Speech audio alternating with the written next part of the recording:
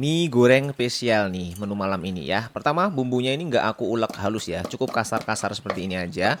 Tomat sama cabai yang sudah direbus juga diulek-ulek kasar kayak gini. Siapin wajan, masaknya ini aku pakai granite wok pan dari Stand Cookware. Ini diameternya 30 cm, sudah bersertifikasi FDA dari Amerika dan sertifikasi kesehatan dari Jerman.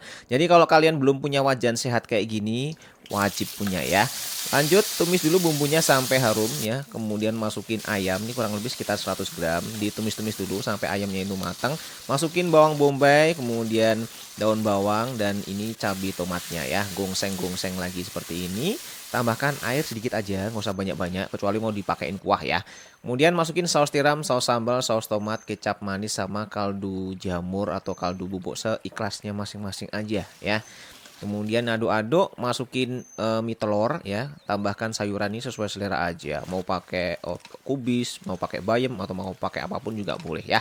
Wis tinggal diudek-udek aja, jangan lupa juga dicicip, disesuaikan tingkat keseimbangan rasanya dan siap wis. Wih, makanya pakai piring jadul kayak gini. Wah, cocok banget nih buat makan malam. Cobain.